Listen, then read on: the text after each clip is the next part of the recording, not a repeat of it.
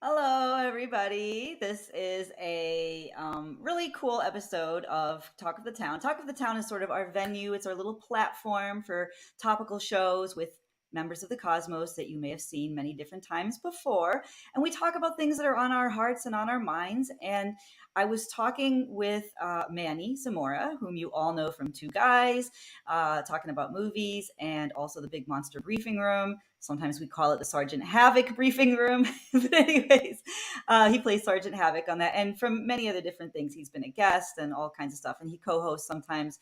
And I was talking with him about perfectionism. And I said, you want to do a show about that? And I thought EmEm, of course, to help co-host here because perfectionism is something that almost everybody has dealt with at some point. And I do think that entertainers and artists struggle with it in a very special way. So without further ado, and hello, Madeline, I see you. Thank you for coming out. I'm going to bring up MM Farwell, of course, and Hi, Manny everybody. Zamora. Hi, Manny. Hello. Hello. Hello.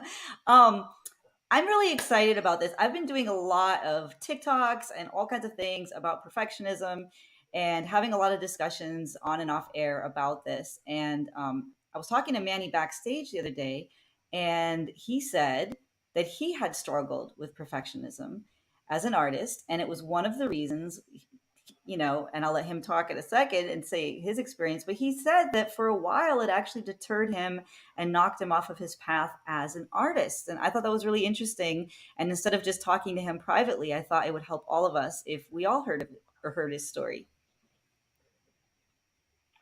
Yeah. It's definitely an issue, and it's not just perfectionism, but it's uh, something called imposter syndrome that sometimes we as artists get.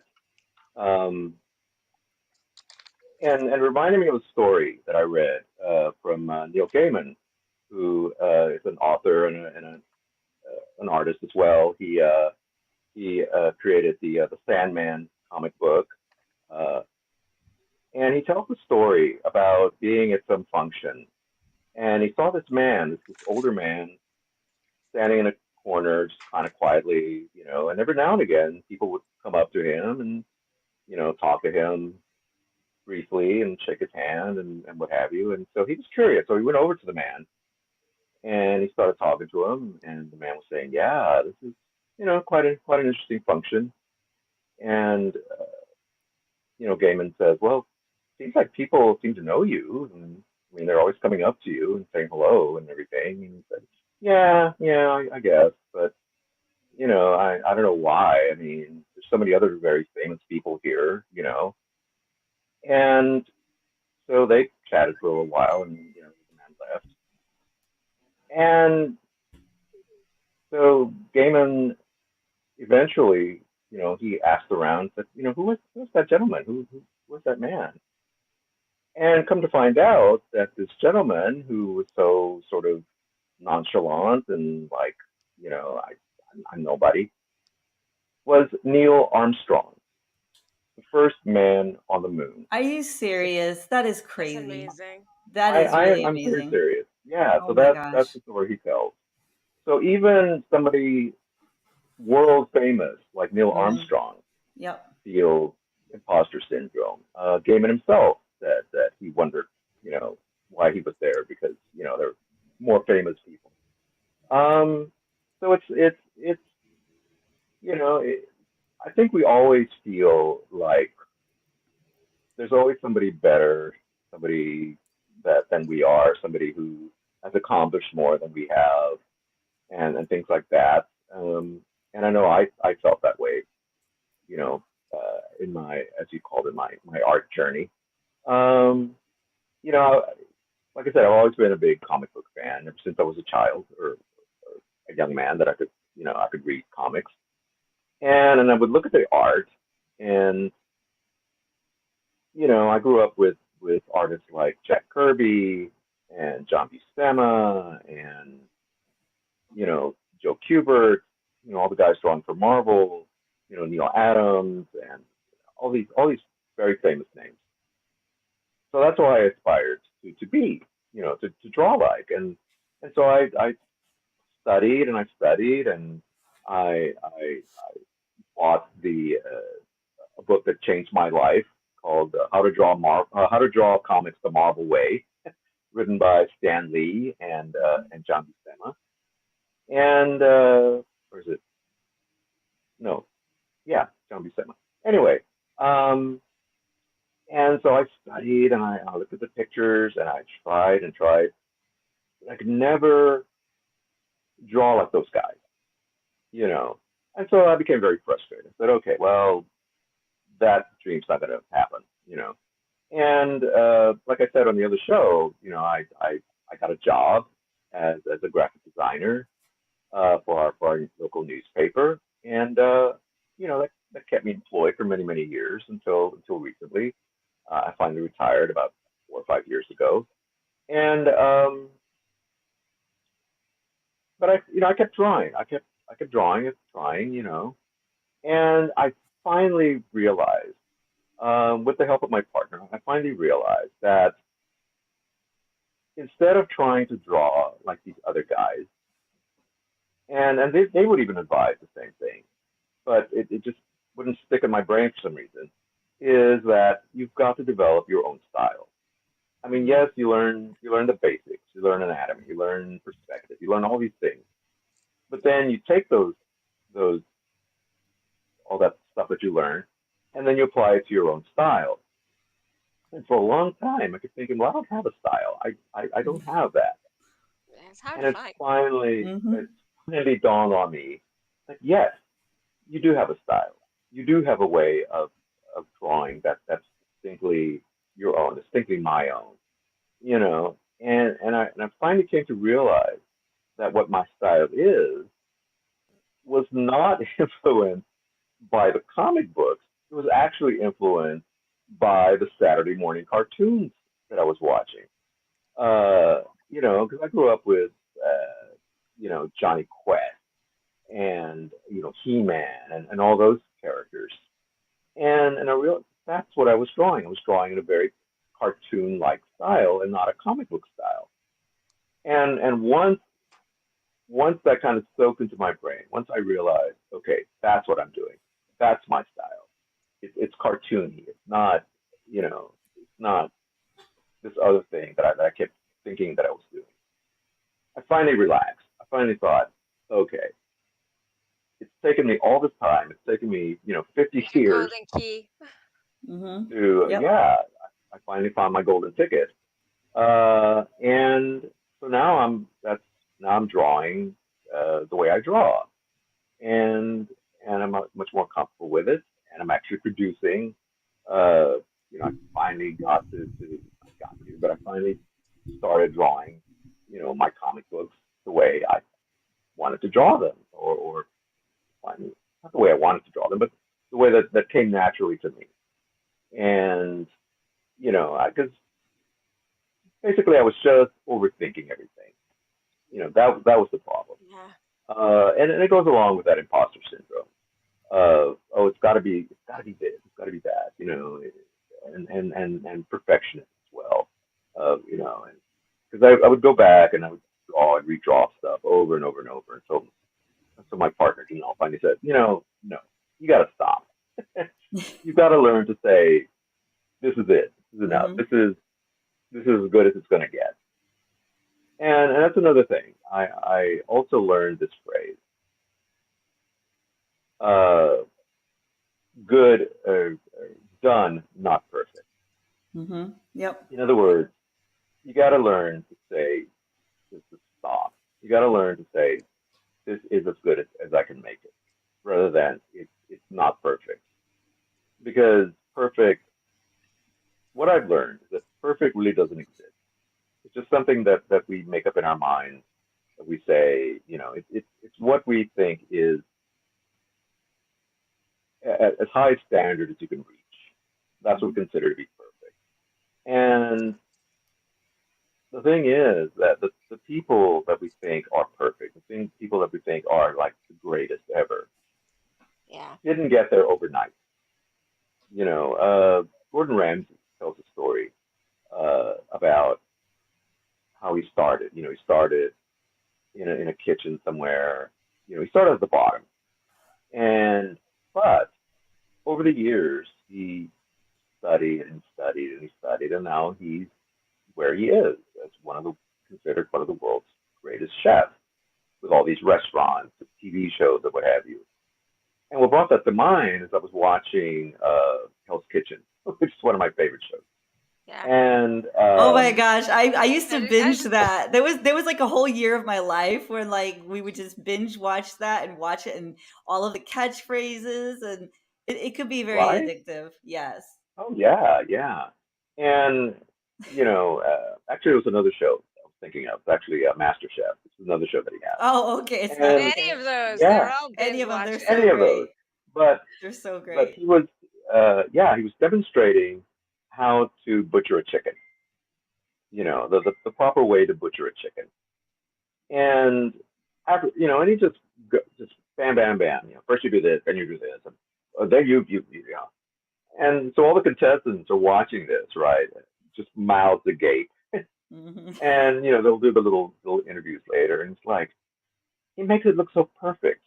I mean, it was like a minute, and boom, it's done. Hmm. And but he didn't start off knowing how to do that, and that's the point Right. that Yeah. they kind of miss. He didn't start off knowing exactly how to do that. He himself had to learn how to do that. He had to learn the proper way to do it. He had to learn, and but because he's done it so often, that now it's Hmm. muscle memory. It's his mind and his body just automatically knowing where to slice, where to cut, what to do. And that's what it is. That's perfection in a sense, but it's not something that, as I said, you get there overnight. And I think that's what a lot of people sometimes, why they're frustrated. Yeah. They think, oh, I've got to be perfect right out of the gate. No, it takes years to study, it takes years of learning, it takes years of experience to get to that point, to get to a Gordon Ramsay point. And I think that's the part that I missed when I was looking at all these artists that I admired, is that they didn't get to be as good as they are overnight. It was years and years and years of them studying and learning and doing it over and over and over. Because you look at their early art, it doesn't compare to what they did later. Right. You Hmm. know, and Right. and so that's what I needed to learn, is that to get to that stage, I needed to study. I needed to put in the work. And I know that now, all these years later, I know it now. Um, And so, I'm finally able to accomplish what I've wanted to accomplish And so many years ago. there's a story that I'm gonna butcher, no pun intended, but I think it was Picasso. I think it was Hmm. Picasso. Like someone ran into him at a diner or something and asked him to draw something, and he drew something in like 1 minute on a little napkin and handed it to her, and then demanded a large sum of money. And she said, "How could you possibly do that? It took you less than a minute to do this." And he said, "No, it took me X amount of years to do that."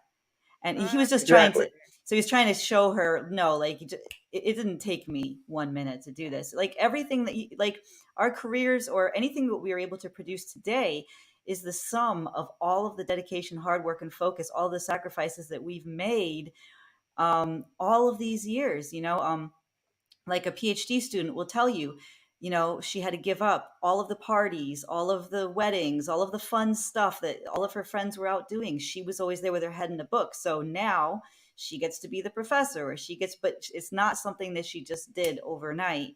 It takes a very long time to get that. And I think that's a really um, important point. And I think I just want to show people what you're talking about because we keep talking about your art, It's awesome. but talk us a little bit through what this is from.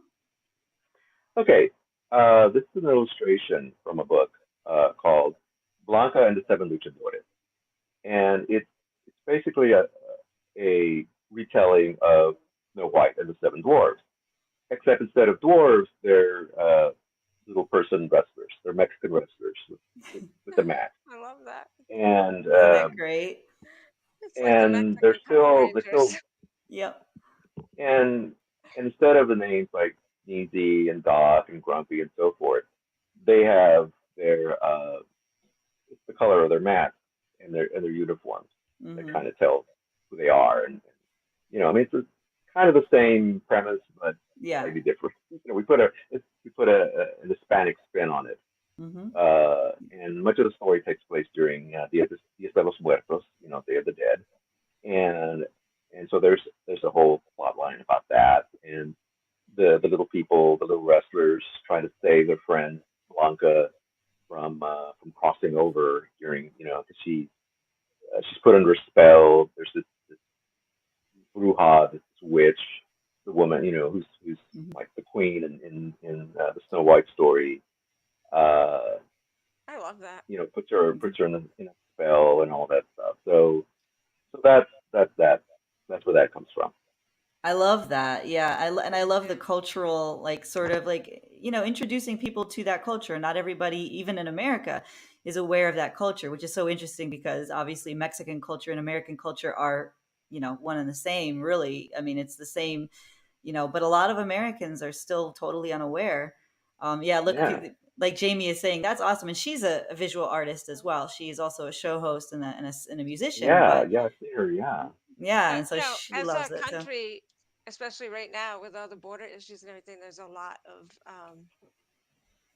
rhetoric and horrible stuff, right? So people don't realize, they just think, oh, well, this character can't be this color skin and that character can't be that color skin, even though they're all fictional characters. And it's like, just because they were written that way, they were written that way because they didn't want to allow include, they didn't want to be inclusive. So these kids grew up not seeing themselves, right? I'm Hmm. privileged. I've seen myself in movies, TV, books. Right. It's the It's like a same thing with singular women. When you narrative. say, Yeah. yeah, like when you say, oh, women don't usually do that. No, women weren't allowed to, Yeah, that's the right? right, difference. exactly. Like, Yeah, Underrepresented. yeah, I Absolutely. think it's beautiful. I think, like, little girls and boys will see that and they're going to see themselves, right? And their heritage. I like it. Yeah. Is that important to you? And I wanted to ask you that question too, Manny, about when we're talking about underrepresentation and like when you were growing up, would you have liked to see something like this? And how might that have changed your trajectory in life, both emotionally and culturally? Um, um, oh yeah, of course. Yeah, it would have been awesome to you know, see a reflection of myself, and the culture that I grew up with, and so on and so forth. Uh, not I don't mention this often, but English is not my first language. Spanish is. I grew up in a Spanish-speaking household, and I learned to speak English from watching television. And when you're young, when you're a child, you're a sponge, and it's the time when you learn language the easiest. And so watch a lot of television, and every character speaks in this mid-American, English that's supposed to be very clear, and so there wasn't a lot of accent at the time, and so I never picked up a real accent. I mean, I have a little bit of one. I live in Texas, so of course you're gonna talk the way people talk around here, Right. you know, and so of course you're gonna absorb that as well. But even so, I didn't really see myself in a lot of those characters. I mean, yeah, every now and again there were Hispanic characters. I remember there was a show called Big Chaparral with Barbara Stanwyck, and there was a Mexican character, uh, and every now and again, but there were still very sort of stereotypical characters. I mean, you didn't see a lot of Hispanic or actors or characters who were doctors or policemen or lawyers or whatever. They were usually the thugs. They were the Yeah. criminals. They were the bad guy of the Of week or course. whatever. Yeah. Um, so yeah, so until maybe '70s when we finally got Punch on Chips and Right. and some other characters as well. But even then, they were still you know they weren't Well, I still mean, I don't know representing. how you guys saw. I don't know because I'm not of your culture, so I don't know how like you saw Ponch. But to me, he was like everybody else, right? He was cookie cutter. So no one, Exactly, they exactly, didn't celebrate his differences and his or like people will say, well, I don't know why African Americans are upset. They had Sanford and Son and JJ and all those, and I'm like, yeah, that's not how they act. That's not, That's yeah, how that's we just perceive one, them. yeah, You know what I yeah, mean? yeah, Like, boiled down to like a monodimensional character yeah, or caricature. exactly, exactly. which A is awesome. Punch may have, yeah, like you were saying.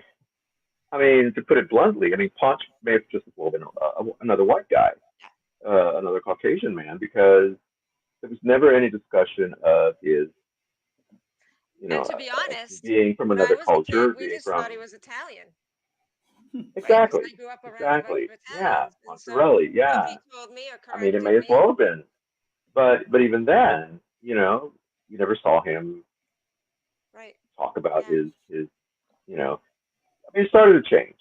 Um, One of my favorite cop shows, and probably I would argue probably one of the best cop shows ever, was Hill Street Blues, Oh my gosh, and yes. which had Love this that show. incredibly diverse cast. Hmm. And they were not shy about talking about race and racial It was problems. probably one of the first, like, And Hmm. kind of realistic, right? Like more realistic than past yeah, ones. very realistic. And this show came out in the '70s, Mm. late '70s, early We're '80s. showing our age, everyone. Yeah, we're showing our age. And if you've never seen Hill Street Blues, I highly recommend it.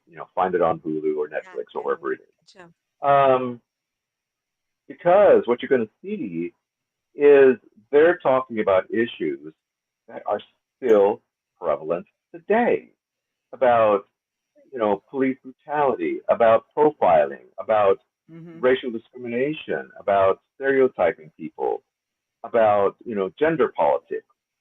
All these things that we're still talking about today in 2023, they were talking about it in 1973 or Exactly. Which whenever is the a show little came out. disappointing, to be honest, that It is. we're Extremely. still having these dialogues, we're still having these discussions. It's not to say that we haven't gotten progress, because we have, but it is frustrating sometimes when I read a headline and I have to check the calendar again. So what decade is this? Why are we still rehashing Exactly. this? Yeah. Why are we making the same mistakes? I just sent you Yeah. one today. I just sent a clip to Renee today, Exactly. and I Hmm. said, We're still what here. decade is it? Yeah, like, Yeah, we're still Right. doing that. Yeah. Um, yeah. Like right now, the hot button issue is trans transgender people, trans rights. Yeah. And some people say, well, they don't deserve rights or whatever. The sex reassignment surgery has been around since the 1930s. That's over 100 years ago. So it's not something Yeah. new, Yeah. and all of a sudden it's like people are making a big deal about it, Well, and they think it's only in the United States, like it's some kind of yeah, exactly. That's what it's only, virus in the United States. Like that, yeah, it's all over the world. We're I just the mean, the only ones first, that don't.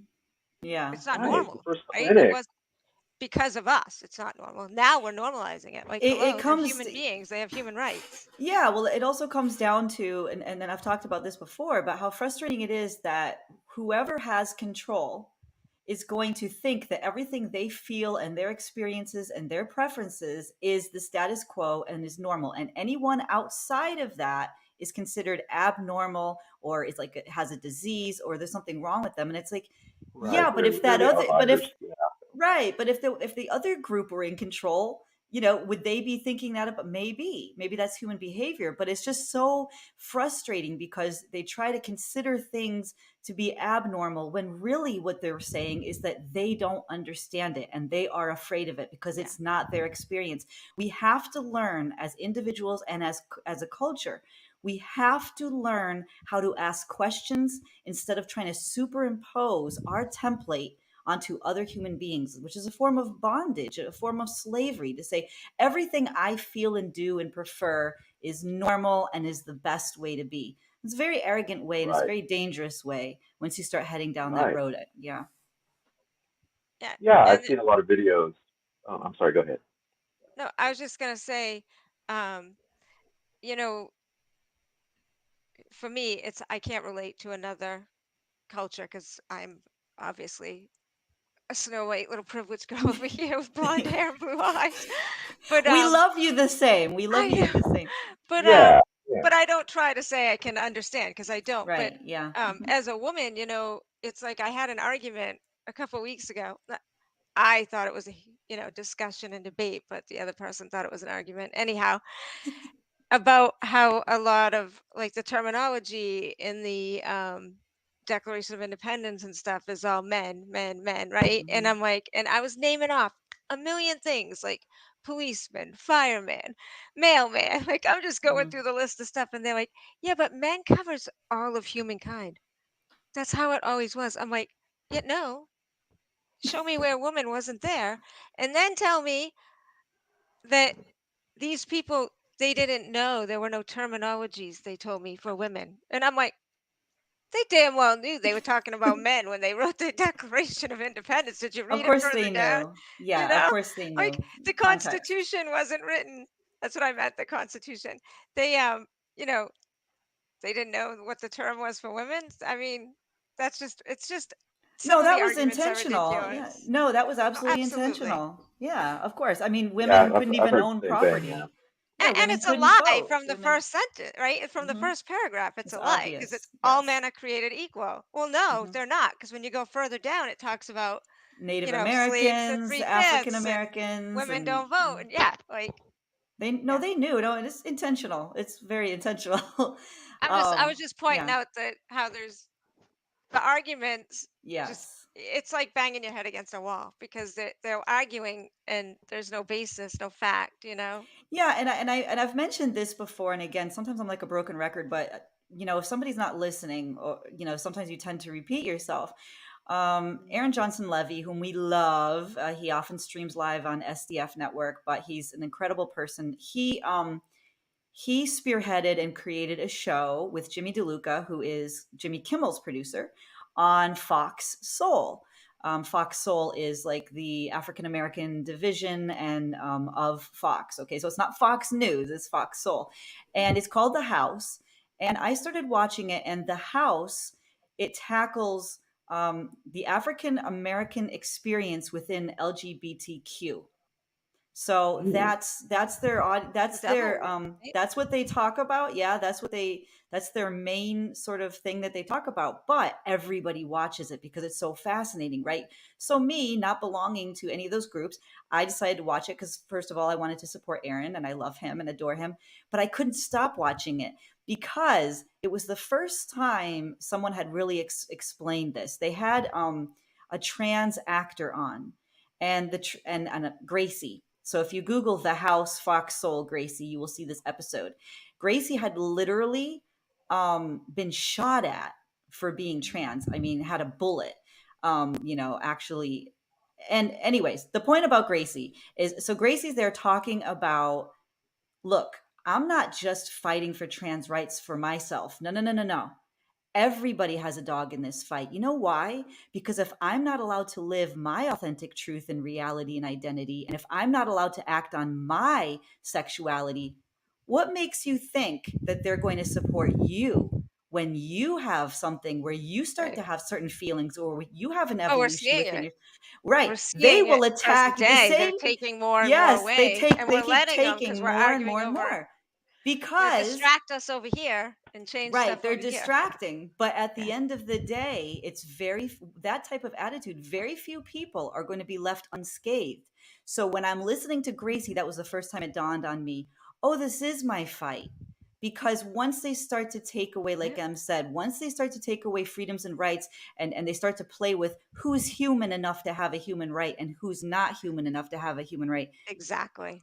how do I know where I'm going to fit in? I mean, you know what I mean? I'm coming off as a woman to start with, so it's not a great place to start with to begin with. But it's like, so that's why it's never a great idea to be a Karen, right? You don't want to be a Karen, because Karens don't just go after one group. They don't stop. They're like the Terminator. You know, Yeah. they just keep going for everyone. That's why when we see things that are like what Manny's doing, like multicultural art, or something where we're introducing people to other types of experiences or cultures, it's always a win. It's not about the specific culture even. It's just I always a think win so. to keep your mind open. And I always say this to people because I've noticed my whole life that people tend to gravitate towards people who share experiences or identities with them. And to me, that's always been an echo chamber and preaching to the choir. I really, really, really like hanging out with people that I don't agree with, because first of all, they keep me honest, and they also sharpen and refine my own arguments. There's nothing that will get you to be stronger about your own opinions than everyone around you being like, no, you're wrong. No, you're wrong. No, you're wrong. And then you have to go back and do the research and say, oh, okay, I am right for this reason. And you have to refine that, or step back and say, no, I'm not really right. And that's okay too. That's part of what we're talking about. It's part of what we're talking Perfectionism. about with perfection. Right? So We we can't came argue full with them because circle. they can't be wrong, because if they're wrong, they're not perfect. Exactly. So we just came Right? back So they can't be full wrong. circle. So they're going to Full circle. argue an obnoxious fact that's not Mhm. even, like, you can poke holes all through it. It's worse than Right. Swiss cheese. You can show Yeah. proof. You can bring people on to tell testimonies, and they're still blinders because Yeah. they Mhm. can't possibly be wrong. They just can't, right? They can't handle it if they're Yep. wrong. That's Because so true. guess what? Exactly. Everything falls down from there, Mhm. right? If you're wrong about that, what else are you wrong about? It's so true too. And Jamie just had a comment too off of that, where she said, I don't like being put in a small box of how and what people Mm, expect me to be like and to be. And this is a thing I always challenge. Like every now and then I'll come across somebody that I have to have a conversation with for something different. And they will come out with something so stone age, either like borderline racist or misogynistic, where really they're holding back because they don't want to like get me freaking out. But you can tell that they have a racist or a sexist point of view. And the thing I always say to them is, I'll say, people in groups are not hive minds. You cannot predict someone's behavior based on their demographics. And they'll say, well, what do you mean? Yes, you can. Because they want to say what? They want to say African Americans are criminals, and they want to say that women are hormonal and emotional. And they have this like cheat sheet of what they want to go down. And I say to them this all the time. And they talk about it with transgender too, because they want to talk about all men are this, all women are this. And I'll say, have you ever met identical twins? And sometimes they'll say yes. And I say, well, I've met like 3 sets of identical twins. I say, they were so different from one another. Now, if identical twins who had the same upbringing in the same household and the exact same genetics could be that different, you're telling me that people who might have a billion other members of their group that you want to classify them have anything in common, good luck with that. Because if we could do it, I would be so happy, because then I could predict everybody and I would know who I was safe with and who I wasn't safe with and Right. who to trust my money with. Guess what? It's not that easy. But, they don't want to think it through that way. But it's a good point to make. I mean, honestly, I wish I could predict And to people be and I honest, can't. it's not even a political debate, because both No, it's sides, not. right? Both sides are Hmm. wearing their blinders. Neither one wants to work with, Yes. like, and I get some of it, because it's just so opposite of each's Yes. viewpoint, right? And what they're comfortable with and their integrity. But um definitely perfectionism is a big deal. It's ego, right? It's perfectionism in the sense that they want to be right and they want to succeed and be accomplished. Why? Because what do we base our lives on, right? What's our value? What we've done Yeah. traditionally, right? Like, oh, my son's a doctor. Oh, Yeah. my Like son what? bags Yeah. groceries or is a mechanic, right? Like it was not seen the same. And so we wonder why our mental health crisis, this is a perfect example of another symptom, like another factor for our mental health crisis. Yep. Everybody's trying to reach expectations they will never meet. Yeah. You can have goals. There's healthy, I guess you could call it, perfectionistic tendencies, right? There are healthy ones, like setting goals, working your ass off to make them, keep practicing even if you fail. Like, in a Mm-hmm. sense, that's trying to be perfect. But and you need to be able to do those things to reach goals. But it's when you fall and you get up and do the same damn thing Mm-hmm. over and over again, because you need to be perfect, but you can't change because you're perfect, right? Mm-hmm. So why would you need to change how you're doing it? Your way is the perfect way. It's Isn't the the only way. joy, yeah, to me, isn't the joy in the journey? And like, Manny, maybe you can relate this to your Yeah. artistic journey too. Like, isn't it when you had that breakthrough, when you were thinking, hey, I don't need to copy Marvel. I could actually be Manny. I could offer something new to this world rather than just being a carbon copy of what they already have Right. that. Um, Right. was that really freeing for you? Were you more productive after that? Oh yes, very much so. Yeah. No, that's exactly the right word. It was freeing. It was finally breaking the shackles of my own making in thinking, oh, I have to be this, you know, when I didn't have to be this. I just had to be who I was. I had to be, my own artist, Mm-hmm. my own style, and also what really helped also is that now, thanks to Amazon, thanks to a lot of different sites, you can self-publish. You don't have to Right. go Yeah. Yeah. through Mm-hmm. these other companies. You don't have to, you can actually print your own book, sell your own comic, you know, in your own way, and you're not beholden to somebody else's idea of what you should be doing. I mean, Right. I've seen a lot of independent comics and published through Indie Planet and published through, different Amazon and so on. And yeah, I mean, I'm gonna be critical. Some of it is not to my liking, and I mean that's fine. Not everybody has to like everything equally. And that's a point that sometimes people forget that. Mm-hmm. Um, Sure do. and but that's okay. At least people are producing what they love. They're doing what they love, and they're putting it out there. And if somebody likes it, terrific. And if somebody's willing to pay for it, terrific. I go back to the anecdote that Renee told about Pablo Picasso.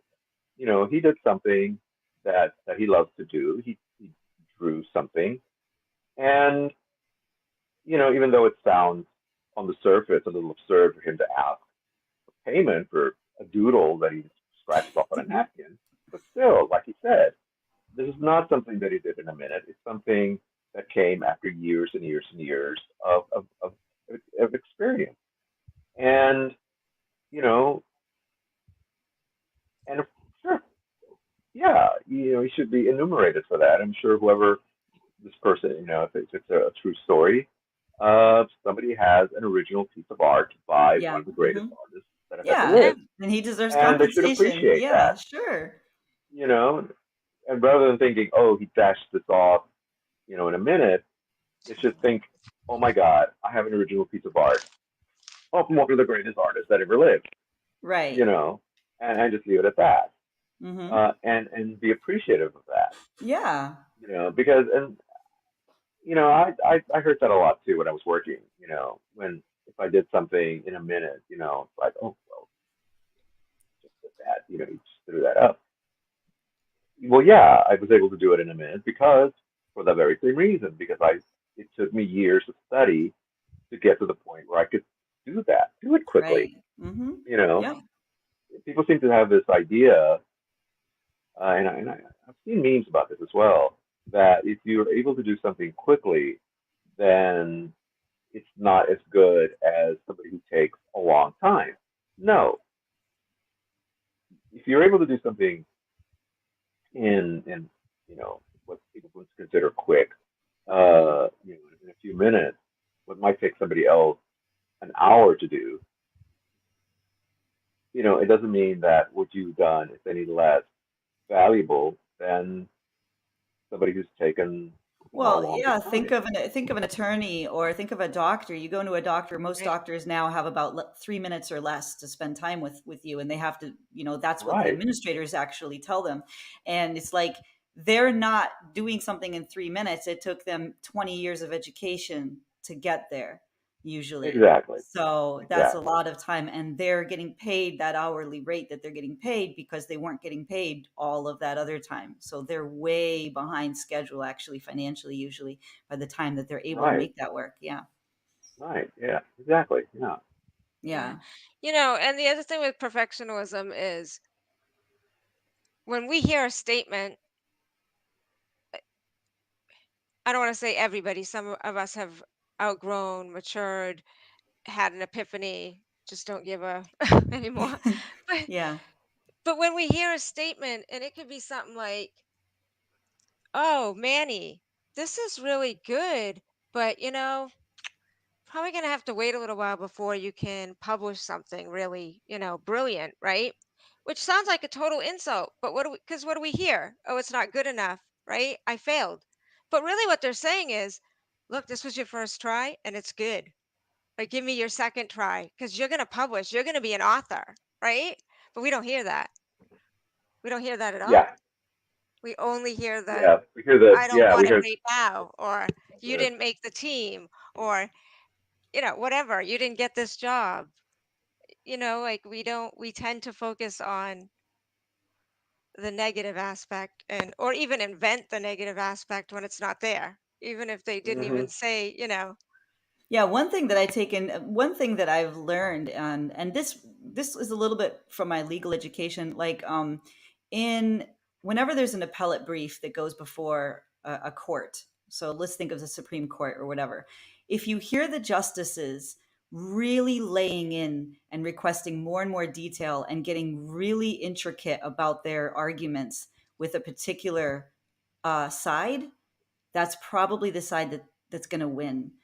What they're doing is they're thinking, I agree with you. So now I'm going to go really hard on you and make you flesh out all your arguments to make sure I'm correct about you. And again, I told this on Words, but I want to say it again here, which is I remember Jerry Seinfeld saying that when a young comic sees him in the audience, they go up afterward and say, oh, do you think I did great? And Jerry Seinfeld has a thing where he always tells them that they bombed because he said anyone worth their salt after Jerry Seinfeld tells him that, will dig deep and still go forward and say, I don't care what Jerry Seinfeld says. I believe in myself. And he said, that's the type of person you have to be in this business. You have to have grit and determination. If somebody doesn't agree with what you're doing, who cares who it is? Just keep going. Um, so I think that that's a beautiful, I mean, I don't agree with Jerry Seinfeld doing that. I think that's awful, but I know what he's talking about. He's talking about if somebody criticizes you, don't let it bring you back, you know, like just keep going. And I don't know if you've ever experienced that, Manny, because you seem like your talent is pretty stellar. I think it would be hard for somebody to nitpick your work, but I never saw your work from like years ago. I mean, did you ever have any sort of adversity where people were criticizing your work? Did that add to your perfectionism? Yeah. Okay, you did. Okay. Oh yeah. But it mainly it came from instructors. You Okay. know, well, okay, that's good, but you know, you can be better, do better. You know, try this. Mm-hmm. But usually, people who people will say nice things. Say, oh yeah, that's pretty good. That's you know. Mm-hmm. No, I've never really received any like really harsh criticism, like somebody say, "Oh man, that's crap." What you know? Why are Mm-hmm. you even that? That usually comes from me. Right. That's I'm your the one who says internal that. dialogue. Yeah. That's my Right. You have internal no dialogue. self-compassion. Mm-hmm. Right, exactly. You You know, know, I'm the one who self-compassion. says, "Oh, that's not good." You know, why did I do Mm-hmm. that? You know, I I'm awful. I'm awful. You know, why am I even trying this? And I mean, that's a hard thing to overcome sometimes. Is your own internal critic. You know, your own sort of Jerry Seinfeld telling you, Mm-hmm. "No, you bombed." You Yep. know, and finally standing up to your own voice, Yeah. your own Standing self, up and to say, you know what? yourself. No, That's a big one. no, Mm-hmm. I'm no, I'm doing the best I can here. Can I be better? Sure, and that's what I'm working towards. You know, towards being better. Um, and so yeah, you know, you have to learn. I mean, sometimes yeah, you do have to listen to your gut. You know, pay attention to Mm-hmm. your gut, to your instinct. Um, but sometimes that can be detrimental. It can put a wall. You know, you basically what I'm saying is sometimes we're our own worst enemy. You Yeah. know, The because call's we are coming Yes, from our inside the house. absolutely. Yeah. exactly the call Mm-hmm. coming from inside the house. Yeah, uh, and and that becomes it's crippling self doubt is what that's called. Right. You Yeah. know, and and the people who succeed are the ones who say, you know what, no, Mm-hmm. I'm not going to listen Yep. to that. Yep. You know, and then there's people who don't have that voice at all. You know, but and sometimes you can be overconfident. You can think, oh man, I'm terrific. I'm great. Look at me. I'm the best there is. You know, and yeah, they may be really good, but then somebody else comes along who's struggled with that self doubt, struggled with that self criticism, and who overcomes that and is able to push through, and they're the ones who really succeed Right. because they've had that struggle. They've overcome that obstacle or obstacles Mm-hmm. rather than just sort of breezing through. You know, I mean, there are people who have innate talent. There are people who are just naturally gifted at things. Mm-hmm. You know, you think of Mozart, for example, who was Yeah. knocking out symphonies at 10 or whatever, you know, some Mm-hmm. ridiculous Yeah. young age. And then there's people who struggle, you know, who like pluck at the piano over and over, you Mm-hmm. know, and sounded like crap. But eventually something good came about, something, you know, and or they finally did something wonderful, Mm-hmm. you know. And then you have people like Beethoven who went deaf at an Yeah. early age and still produced some of the most beautiful symphonies ever, Absolutely. Yeah. you know. Absolutely. And that wasn't an inner struggle. I mean, that was an actual physical a Mm-hmm. problem, but they didn't let that stop them. They didn't let that. He didn't Right. let his deafness say, "Oh, well, I'm deaf now. I'm not. I can't do this anymore." No, he figured out a way to, he could still write notes, and he knew what it sounded like. You know, Yep. he had the music in his head already, so all he had to do was put it down on paper. Yep. you know. Um, so that's, so a lot of it is really learning to overcome struggles. I'm also a huge fan of fashion programs like, Mhm. Project Runway, things like Oh that. yeah. And Tim Gunn, I somebody think. told, There's nothing wrong with that. yeah, Tim Gunn, Tim I Gunn used is to, great. He's oh, so great. he, and somebody once said, you know more about fashion than any straight man probably ought to. And I said, well, yeah, and what's wrong with that? I love Um, But that. I again, love that. why, right? Like, because that's been exactly. That's the traditionally, not because you expectation. can't, or Yeah. you're not supposed to, Yeah. or it's not allowed. It's Now that just I should be because into, football and train cars our and all that brains, stuff. right? No, You like I know the fashion? difference between, chiffon and satin. Yeah. You'll have What? to Tell educate me. me. You'll have to educate me. Yeah. So, I see a watch um, party coming. That's a watch yeah, party. and We got to do it. there you go. Um, and sometimes, talking about, again, coming back to perfection, you have these designers who call themselves, well, I'm a perfectionist, or and they're Mhm. trying to design some garment or whatever, Mhm. and it doesn't isn't quite what they had in mind, and they become so frustrated, and they become so disillusioned, like, man, Mhm. it's got to be perfect, it's got to, everything has to be, just so, Mhm. and then you have the guys who just kind of like, yep, yep, yeah, there, I'm done, and they don't think about it. They don't stop. They don't overthink it. And I think that's where a lot of the problem with what we call perfectionism is. It's just it's overthinking. It's we try to reach some goal that we think we have, some mark that we think we have to hit, that we overthink it. We try to overdo it. Every stitch has to be this. Every Yeah. when it's really about creating an overall thing, an overall design, an overall image, whether it's painting, whether it's drawing, whether it's cooking a meal, whether it's whatever, it's Right. making it the best you can be, and or singing a song. It's another thing that I love is watching singing competitions, like American Idol, or the The voice. Yeah. All those. They're fun. Chairs, you know, those shows. And sometimes the judges will say, you know, it's not about hitting every note right on the money. It's not about making it, perfect. It's about emotion. It's about, How it makes you touching an feel. audience. Yeah. It's about how making them feel something. I mean, you can be the greatest singer in the world, but if you're not touching the heart of the listener, then what's the point?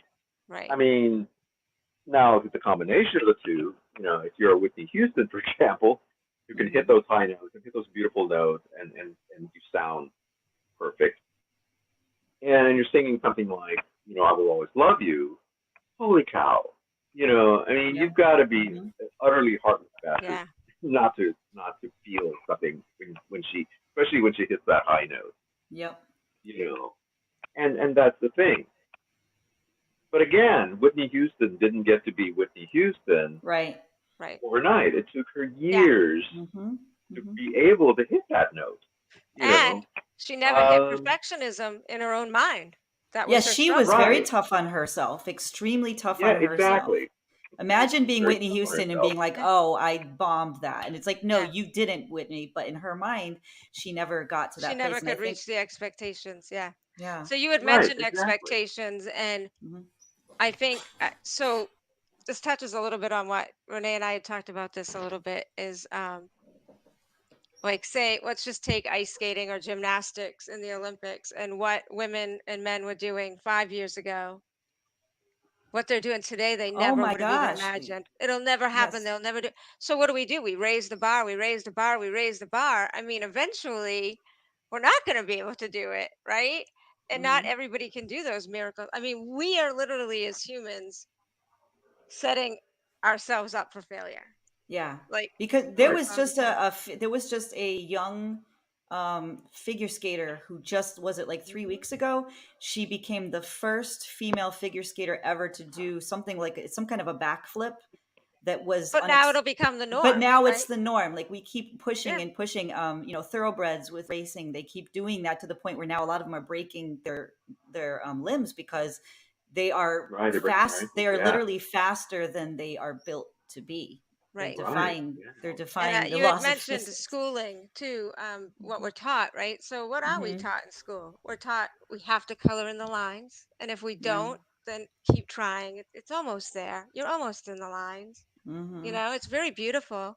Try to get it in the lines Yeah. next time. Like it's never just a blanket positive thing, which we are Yes. improving on. I will say that from being in Are we? school and then Okay. teaching school and then now seeing my kids in school, like it's Okay. definitely changing. There's more Well, positive that's good. reinforcement. Yeah. But a lot of But all, people are, and then how do we grade them? Everybody's got to get an A. It's all the same across the board. You Mhm. could learn completely different than I learned, but we're in the same classroom and we both have to Mhm. get that A, right? Okay. Yeah. Like, so we are setting ourselves, I mean, we constantly are competing with ourselves and each other. And what do people do that are perfectionists that can't, that are not, I don't want to say, trying to figure out how to word this, but they don't have that inner strength yet. So they still live within that perfectionism and that self Mhm. criticism, right? And so, and some always do. But a lot of times, what do? They surround themselves with yes people Oh, well, yeah, because they exactly. can't be Mhm. have people around that are going to tell them they're wrong. Like Mhm. they just can't. So then Mhm. they live their whole life in this like bliss of thinking everything's wonderful. And then they go to get a job or compete in a sport and they're told no. And they don't even know what to do. I was just talking about this. I just want to say this. This is like very funny.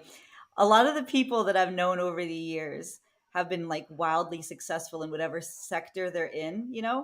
And I might be the only person who's either not familiar with their work or I kind of like don't seem surprised by something. And they're always like a little weirded out. And then I feel bad about it. But I'm always reminded that a lot of people who get very successful as they hire people, as they fire people, their crew is very loyal, very dedicated, and very small. A touring rock band, they'll say, "Oh, you saw the world." No, they didn't. They saw backstage and they saw airplanes and they saw airports. But they're very dedicated. They're spending their entire Yeah. lives, doing so they don't have time to create real relationships where people are really like knocking them down a little level. In fact, Jim Carrey said that the reason why he can't have relationships is he said, I will go off on a movie set. Everyone will tell me how awesome I am. And then I'll go home and I'll be asked to take the garbage out. He said, I can't adjust. I just can't adjust. It's very hard. Child stars. Right. It's very hard for them to adjust as they get Well, older. the They're not as expectations are cute. high. Yeah, we're all, but to a certain extent, I feel like all of us are in those bubbles, which makes me go back to the beginning where try to make relationships with people who maybe are not exactly like you. Try to have dialogues with people where you're really learning and they're challenging you. They're making you maybe out of your comfort zone, maybe even Right. irritating you a little bit. Maybe you're irritated because you're being pressured to grow, which would be a beneficial thing over the long run. Yeah. Well, I That's what mean, I I would always say. say that we need to go back to kindergarten. It needs to start at kindergarten, right? What do we Hmm. teach kids? Hmm. Treat others how you want to be treated. Well, if you're a perfectionist, right? Or Yeah. you're Hmm. arrogant or your family is elitist or racist or then the way Right. you want to be Hmm. treated is not the way I want to be treated. You know what I Hmm. mean? Like there's certain words and verbiage that we used that worked, and in some ways it still does, but it needs more explanation, right? It's Yep. not That's Hmm. not the end all be all. That's not the end of the conversation. And right. people need to be willing to grow and change. Like I say this all the time. One, I am honest. I will tell you the truth. So don't ask me if you don't want to know. We had this Hmm. conversation last night in a chat. I will be honest, right? I will Hmm. say, if you, are you sure you want to hear what I'm going to say, right? But Hmm. I'm respectful, and I don't Yeah. just give Yeah. my opinion either, right? Like I'm not just out Hmm. there throwing my opinion around. If somebody comes to me, I'm going to be honest, and because what's the point if you're not? Hmm. That's how I look at it. But when you're into perfectionism or the kids that go into school, you know, if they can't tie their shoe perfect, but it's tied and it's on their foot, keep practicing, keep trying. You might get there someday. Oh, you didn't make the baseball team. Keep practicing, keep trying. Are What either if of you're you not a good baseball player? And I'm not well, that's saying don't true. keep That's trying, true. but we also need to teach kids. And like I That tell was them, Rose, Simon you can Cowell's do thing. That anything you want. yeah. She can do anything she Hmm. wants as long as she's willing to put the work in. But you Yeah. have to realize in putting that work in, you're giving up other things. So make sure you're willing to sacrifice Well, those things. that's what Simon Cowell always said, because people Yeah, would say, "Oh, you're so mean, you're so mean," and he said, "No, I'm not mean." He said, "All the people who are giving people false hope when they have zero talent, zero dedication, and I I can," he agree. said, "I'm the one who's telling them go and do something else because then you can be successful at the thing you're really going to be successful at." So, And I mean, that doesn't mean you're going to shut down their dreams. I mean, there's ways of saying things and doing things. yeah, you don't And want to like, okay, be. you're not great at this point, but hey, I got some resources here that could help you in that area. Or Mhm, I'm never going to be a big singer up on a stage singing. Doesn't mean I don't like to sing at home, right? Or sing on my mhm, ukulele or sing in my family around campfires or with my son. But you're not going to, so you mhm. don't have to give everything up, even if you're not great at it, but just don't set yourself up for failure. And other Yeah. people shouldn't, which is another thing we discussed, I think on words or something. We had talked about how somebody can be a dedicated employee and you want to Mhm, make them a boss. They're amazing, but mhm. they emotionally can't handle the bullshit that's going to come at them, right? They can't handle it. And That's the so what thing are you about doing? You're setting them up for failure. That's the thing about entertainment. When you get to it, or really any job, I would say any career, but entertainment. Like Howard Stern, he asks a certain segment of his entertainers. He says, "Why do you guys always go so heavy on the booze and the drugs? What is it? What's going on?" And he said they always tell him, "You don't understand the pressure. We got to go out and perform in front of Gotcha. tens of thousands of people. We are terrified. We are peeing our pants. If we aren't liquored up or something, we would never have the confidence to do it, you know." And so it's an interesting thing. So some not everyone survives success.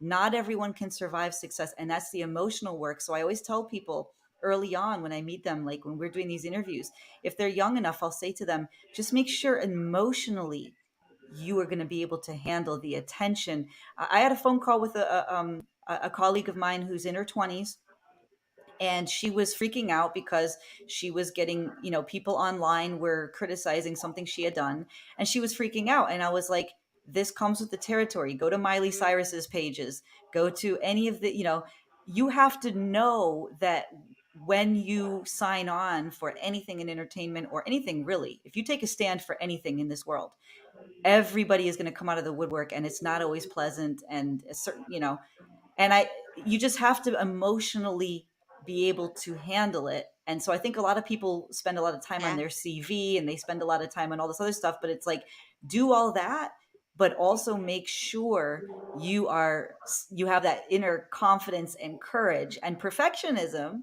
would be something to get away from. And Manny gave a really good examples of how the call was Yeah. coming from inside the house, where his own voice of criticism was tougher for him to deal with than anyone else's.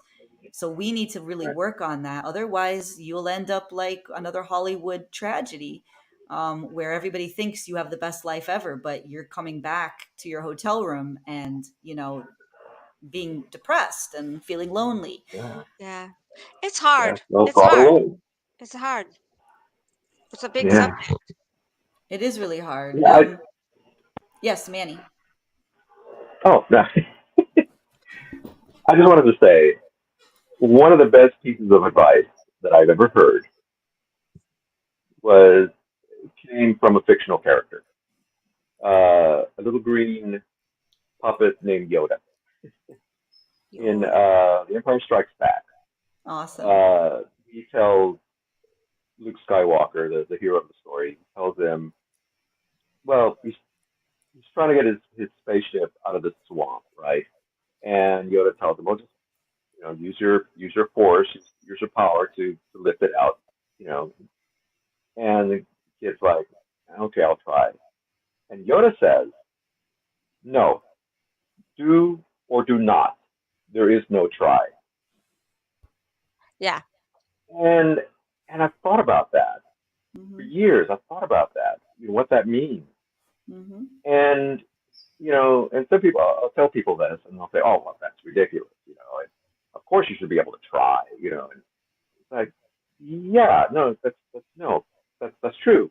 But what this character is trying to say, what he's telling this young man, is that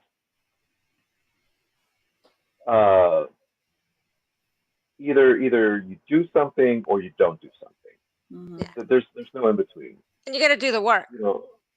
Exactly. You got to do the You can't work. just You got say to I'm put in the time. trying You got and to give then it you're Mm-hmm. not raising the bar on right. yourself, right? Yep. Exactly.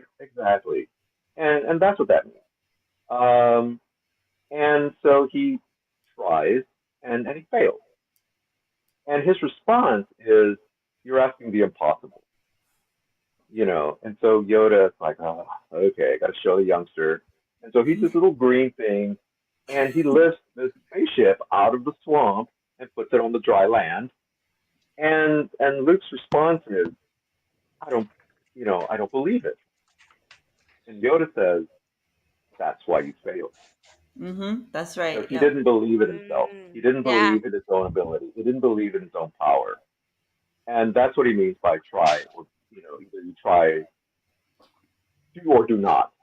Mm-hmm. Uh, is you just got to get there, got to get it there, and got to get out there and do the thing that you want to do, Yep. and you have to believe that you can do it.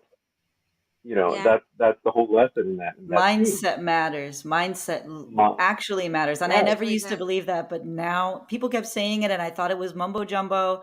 It's absolutely true. Um, right. Mind over matter. Exactly. Mind over Yeah. matter, absolutely. And even medically, like Right. there's medical research on Oh, people, even, absolutely. yeah. I mean, Em, I don't know if you want to talk a little bit about that for a second, but that absolutely is a real thing. Um, so everybody handles health crises, differently than, and some people are stronger and some people have different like you can't judge yourself on anybody else. Yeah, That no is one one size lesson fits I've all. learned in my life. Hmm. You cannot compare yourself to anybody because we all come from different genes, a genetic background, um, financial background, educational background, family systems, right? Like we all come from a different place. So, and we're talking years, decades of generational trauma or not, right? So it's, I found myself at one point because I used to run a lot and I ran marathons and stuff, and I'd find myself, if I won, my time, what did I do? I raised it, which is fine to have a little goal, but I never did it a little bit, right? And usually mine wasn't a time. It was like, well, next time I'm going to be third or second or whatever, right? Like I wanted to challenge myself. And what I thought was challenging myself was actually, you're tearing yourself down. You're setting yourself up for failure and you're alienating people around you because nobody wants to be around somebody like that, right? I wouldn't want to be around somebody who's never satisfied, who's always pushing, who, even if you're like, oh, I'm so happy I came in 18th, and you're like, I know I only came in fourth. Like, who wants to be around that? I don't. And it's the same thing with Yeah. medical Hmm. stuff. So when my medical stuff hit me Yep. and I had to give up my outlet, which was running and stuff, I had to give up that mindset. I had to relearn. I had to retrain my brain. Like be compassionate Yeah. on yourself Retrain your because brain. You do. You have to every retrain day your is brain. not going to be easy for the rest of Hmm. your life. But this is the only life you're getting. I Hmm. remind myself of that every day. Every day. This is my life. It's all I'm getting. It could be taken tomorrow. What do I want to Right. do today? Right? Like, do I want to Yeah. lay in my Right. bed and I'm not gonna lie, I have days, Hmm. especially right now, undergoing my treatments where I am Yeah. in Sure. my Of bed course. all day, like, Hmm. and it sucks. But my mind is thinking, okay, tomorrow I'm gonna at least go sit on my porch for 20 minutes, or I'm Yeah. always Like pushing push the myself and envelope. Push a challenging, little. Yeah. Hmm. you know. And we run into perfectionism when it comes to medical and healthcare too, because you either have a compassionate doctor or a doctor that's got a God complex, right? Mm-hmm. They know, you don't. It's your body. You know what you've been through, but they know. They're not willing to talk to you or listen to your second opinions or yeah, I don't think we can ever escape it fully, but Mm-hmm. we can learn how to live within those bound. This is why I have such strong boundaries, right? I have very strong Mm-hmm. boundaries because I can't fix somebody else's perfectionism or somebody else's depression or somebody else's self-doubt. I can't fix that. What I can do is support them, Mm-hmm. be there for them, but I Right. can't let that Mm-mm. become my weight, No, because or then you I'm drag helping no everybody one. down. You'll Yeah, drag I'm helping everybody no one. down. Yeah, it really is like the worst case. When I've been struggling, whether it's medically or emotionally or artistically, the last thing that I want is to be around somebody who is in the same exact place as I am, because then we're both just stuck in that mire. I Or they aren't, love, but yeah, their hangnail hurts so bad. right, or they right with their They're gonna attitude. It's whine about all day and attitude. night, and you're like, Yeah, oh, yeah, yeah, that's the just had thing. It my just G drives tube you changed crazy. today. Oh, I had a lupus foot. Like whatever your Those illness is. negative, right, that negative, because here's what I Yeah, found out that people who are complaining all of the time and people who are rarely complaining, i I can't, anecdotally, I can't tell the difference between what their lives are really like or not. I've met people who have had yeah, tragedy after tragedy and they're living in a horrible circumstance and they're always bright and sunshiny. And I've known people that have everything given to them all the time and they're constantly miserable. I've never been able to find a consistency there. So it's so much of it is personality and mindset, and you can really choose to find, you can choose the perspective on a circumstance. David is asking me, and Dennis before this had asked me to tell this story too. So this is about I wanted to tell this story, and I told it on TikTok, but it's about perfectionism. And for me, one of the things that used to really gnaw at me with perfectionism, and let me know if you guys can relate, is is actually trying to get back in there after taking the hiatus, after having that panic where I exit. Like, for example, so back in the day, there was this really big theater production, and I was given like the starring role.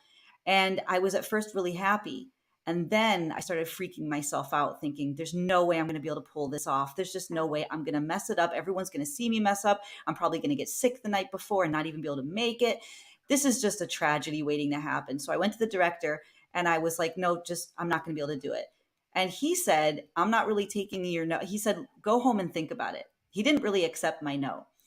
yeah, So I went home and I still felt like so relieved because I had extricated myself from that circumstance. I was so relieved, like, oh, great, I don't have to do it.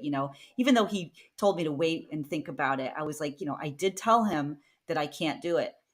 But then it's like that day went and then the next day started. I started feeling like really let down. I was like, oh my gosh, yeah, they're going to give it to somebody else. They're going to do it without me. And I missed this opportunity. And then I started panicking about that. So first I'm panicking about getting the opportunity. Now I'm panicking about not getting the opportunity. And it was this yeah. horrible thing where I also was this It's the circle. perfectionism. Yeah, it was this horrible thing. And so, as nervous as I was about getting the opportunity, now I'm starting to get more nervous about the fact that I didn't get the opportunity. And now I've got a third problem, which is I finally decide I want to go back in and tell him he was right, I was wrong. I'm going to do it. But how do I do that? Like, I have egg on my face. I Yeah, have to admit, and I seem like a flighty weirdo because now I've got to go back on it. Like flighty sometimes weirdo. when, yeah, like sometimes when you exit and then you regret it, it's almost harder to come back because you're like so embarrassed that you did that. Yeah, So then I had to get all of my courage and get back in there and go back and basically be like, I'm so sorry, like, let me do it. And of course he did. And it was a fantastic experience. And I always look back at that and I'm like, it's so funny how all of this drama was playing out in my brain that I had created. Like all of yeah, this drama about how I was going to mess it all up and do a horrible job. Then all of this drama about how, I can't possibly go back in there and admit that I was wrong and ask for the job again.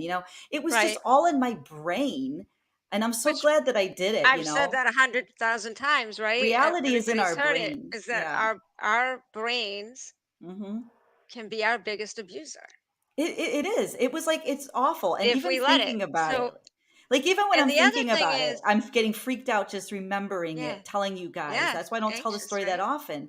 Like, it just makes me feel anxious because and so I want the reason why I want to tell this, first of all, because Dennis told me to say it. But the other thing is, but it is a good story. It's just that it makes me nervous to talk about it. But I want to give a message of hope to people that if you have exited with your tail between your legs and you start to regret it and you're feeling like you're sweating bullets, being like, man, I really wish I hadn't exited, go back in there. Mm, I know it sucks. I know it sucks. Like, it is so freaking embarrassing to go back in and be like, okay, I was wrong. Let me come back. But once you, it's probably worse for you than the people you have to say that to. And they will be so grateful. Like, this director actually was waiting for me to do that. He was so nice about it. And the cast was so nice about it. Like, I was the one putting myself through this purgatory. So just go back in there, guys. Just get it done. They're, if you're the one who exited, they wanted you. So they're not going to be weirded right. out when you come back. And the other thing is, nerves and excitement are really the same feelings, I know you can't tell the difference. It's right? adrenaline. The So, and that's hormones what feel I the same. teach my kids and what I taught Linda Rose. And Linda Rose will get up in a crowd and speak. And that's not just because I said that, but I tell her everybody gets butterflies before anything they're going to do that's a big deal. The Hmm. difference is some people see those butterflies as this is going to be awesome, and Yeah. other people see those Hmm. butterflies as, oh, I'm going to fail, it's going to be horrible, oh my god, anxiety, right? But it's the same Hmm. feeling. It's that Yeah, it's same exactly the butterfly same feeling, feeling. and yeah, Hmm. adrenaline. Yeah, My mom had a speaking engagement like 2 days ago, and it was like this big honor and this big dinner, and they wanted her there. And she told me, "Oh, she said, I'm just so nervous." I said, "How do you be nervous? Like, you've done interviews, you teach all the yeah, time. Like, how could you be nervous?" She's like, "I don't know. I've just never done this exact thing before." So I said to her, I was like, "Pretend it's like just a regular interview or one of the things you've already right. done. Like, just pretend it's something you've already done." So we just did that. And when I was talking to her about it to help her prep for it, I started using that lingo. I said, let's just reframe it as you have to teach a class tonight. You have to, Yeah, something that she's really, and it really helped her. And then of course, once it was over, she was like, oh, again, mind it over was matter, great. It's right? just mind over matter. It's like what you tell yourself. It's again what Manny was saying. and It's and about don't your own argue critic. with your, you can't argue with your own emotions we can't control. What we can Hmm. control is how we handle those emotions, right? Like, Yeah. Hmm. if you're feeling sad, you're feeling sad. You can't just go, I don't want to be sad right now, I think I'll be happy. Like, it just does, that's not Hmm. how our bodies work, right? But we Yep. can control how we handle them, and we can Yep. control how it makes us feel. Now, Hmm. on that same line of telling your mom to do that, right? Like, it's similar to like anybody doing a sports thing. Like, when Hmm. Linda Rose got thrown in the game the other day to pitch, and she hadn't done it since last year, right? The pitcher got Oh hurt, she got yeah, thrown that in the was game, yeah. and she came over. She's like, I don't know what to do. I don't know. And I'm like, just go for it. Just do Like, it. you can be afraid for the rest of your life, or you can say, I don't want to be afraid, and push past it. Like, Yep. that's, you have a choice to make, and nobody can make it for you. We all have to make those choices every day. And it's Like, am really I going to great be too afraid? because Am I going to push it? yeah, and I saw her after that, and it was so cool because her attitude was so healthy. I wish I had her attitude because her attitude was, I forget how she phrased it, and if she were to watch this, she'd be like, "That's not exactly what I said," but she said something She's working. about that. Right? Okay, good. She said something about how she didn't feel prepared, but then she said when she did it, she knows she didn't do it to like the best that it could have been, but she said it was really good and it was a really strong effort, and she's so proud of Yeah. herself for doing it. I was like, how are you this healthy? I could never have that attitude. Like she was so But realistic again, about it's it. not natural. The girl's been through a lot, and she's Yeah. had to Hmm. do a lot of learning and a lot of mental gymnastics to get where she is today. It's like Manny was saying, you see this idol before you, and you want to be like them, and you Yeah. think, oh, tomorrow I'm going to wake up and I'm going to be them. You're not Hmm. looking at their history and They had everything they went through. everybody And at has one point, they had an things. idol, right? Hmm. They weren't the idol, they had an idol. So, They were a fan, yeah, you you just know? have to you just have to keep moving. Keep I am very moving. big on keep moving, keep changing, keep learning, and be okay with being wrong. I'm okay if Let's I'm keep wrong. It swimming. doesn't, Yep. you know, Mm-hmm. yeah. Like if I'm wrong, I'm like, well, that kind of sucks, but here it is. I'm wrong. Like I'm not gonna lie to myself, Mm-hmm. pretend I'm not. Right? Yeah, I want to So show exactly. I want to show the rest of Manny's because I don't know if this is from the yeah, same. This is different, right, Manny?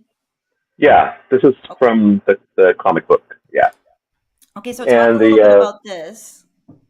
all right. Well, on this page, and yeah, I just kind of picked this one at random because I thought it was kind of cool. The main character is a young woman there in the blue shirt and the brown pants.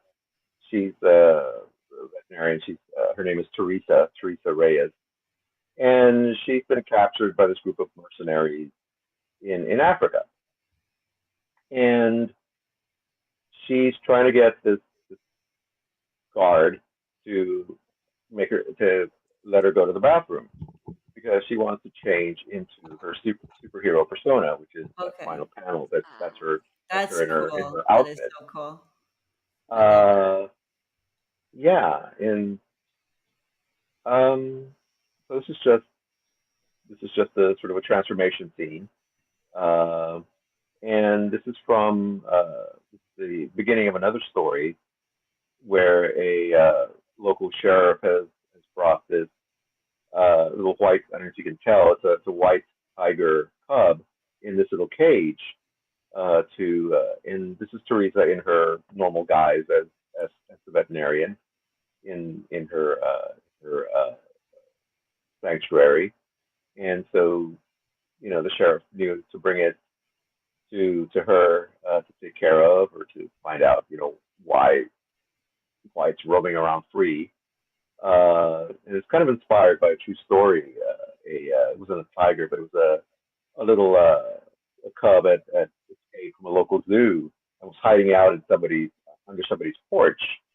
And the people who lived there kept hearing this noise, and so they called the police, and the police came over, and sure enough, there's this. I think it was actually like a bobcat or something living under their hiding out under their porch, and so they had to call animal control, and they came and got it and so forth. So that kind of inspired this scene and this story. And this is the initial sketch stage before all the inks and the colors and so forth. I thought I'd just show kind of the process that it kind of goes through.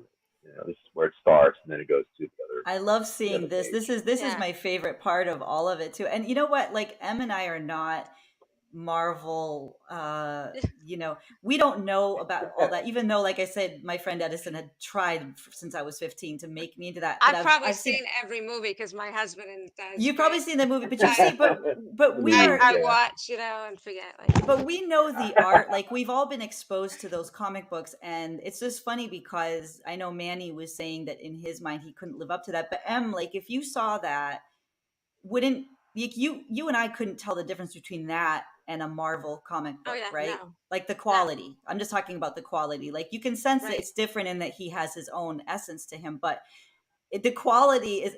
But Manny, when you look at that, do you see a difference in quality, or do you see how Oh yeah. polished? Okay, so to you, it's not at that level yet. Even though to Em and I, we're like, oh my gosh, this is like just the same as anything we would see for coming out of Yeah, Marvel. and that's the thing. That's uh, kind of the essence of what we're talking about. Right. Like I showed you that other picture, and I said, first thing I said was, well, this doesn't look right, or that doesn't look right. He Yeah. said, Hmm. I would never have noticed unless you said something, and that's So the thing. funny. Like I said, it's our that inner critic. Hmm. We're always looking at, okay, well, I did this, but it's not as good as we're always thinking, well, it's not as good as Right. I could have done. I mean, I'm sure Gordon Ramsay has those thoughts. I'm sure Yeah. Julia Child, those thoughts. We were talking about Julia Child a while back. He Again, had a my crush on favorite. Julia Child. I had a major crush. I thought she was awesome. I Yeah, love sure. that. You must have been the same, Oliver. Uh, I love knowing that. I That makes forget me. every time that you do these character voices. He You does whip one so out, many. I'm like He dying. is so funny. I literally cried especially when Wait, there it goes. he and Rory were doing Bill Cosby's the other day, and I was laughing so hard that I cried. And I've told everyone in my life about it. I've told everyone in my life. I'm obsessed with it. He's very. Where you got to stay away from the rookies. Yeah, that's what we did. A whole thing about that, like about how we're gonna have a game show, like who is this person behind the screen, and all you can hear is their voices, but they're using characters, not themselves, to answer everything. And you gotta figure out who it is. We'll have to talk to Rory about that. See what it's very, very funny. Yeah, and I love that we did this show because I've been wanting to do a show about this like forever. And so when Manny said it the other day, I just freaked out. And you could see everyone in the audience has like a story. So we went to like an hour and a half, and like I have so much that we didn't even cover. But I think in the future we should do another one too. And I think David and Jamie both probably would want to also join us because I think they have some strong opinions. So maybe we can schedule again and see what they're saying too. Comments. Yeah, really, really good comments. Because I know everybody has these stories. I definitely want to talk about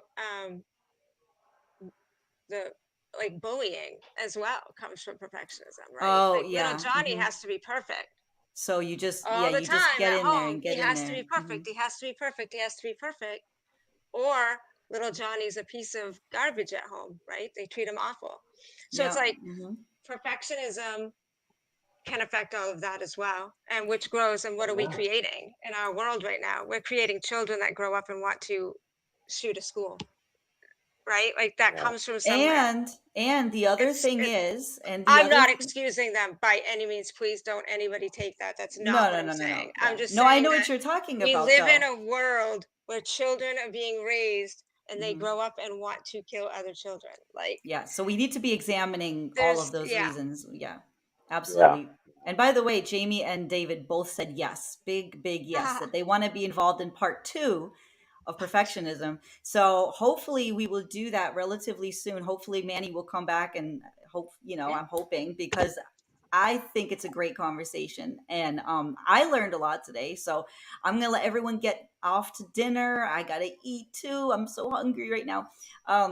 But I want to thank both Em and Manny for being up for this and for really helping me understand it. I didn't even realize it's so quick too. It's so quick because there's so many layers of perfectionism, and I love how we.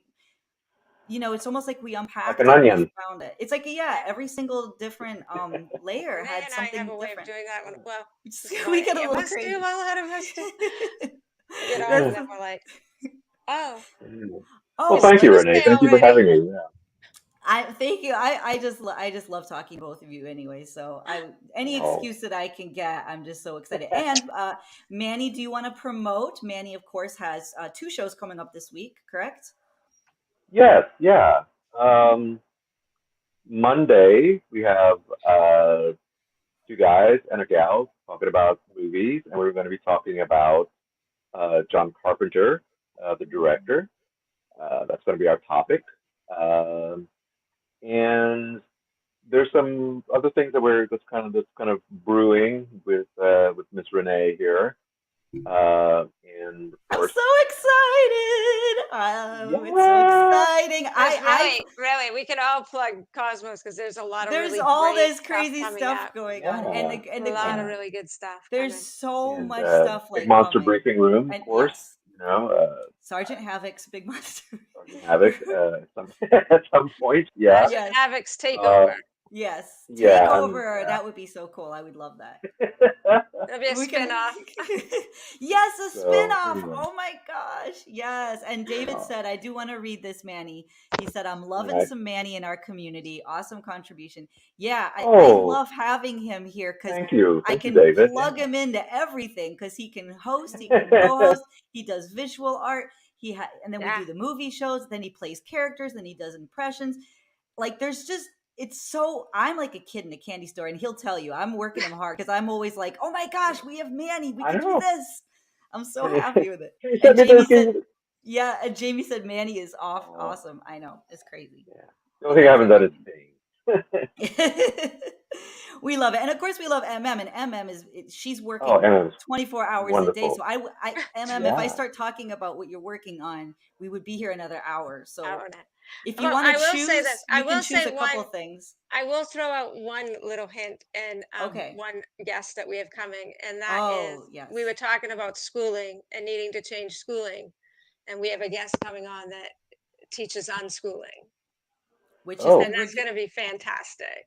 that is very Fantastic. cool. And I've been Yeah. interested in that topic since I was like literally 15 years Yeah. old. I have all the unschooling books. I'm obsessed with unschooling. And so I want to ask about all of that. And I also want to ask about I the don't think people know what legalities it really too. is either. Like they just assume it's like They think not it's teaching your homeschooling. kids, They or think it's or either homeschooling. they think it's either homeschooling or they think it's just like letting your kids just do nothing all day long. Yeah. But So I it'd be want interesting. to. Anyways, I just wanted to throw out one little.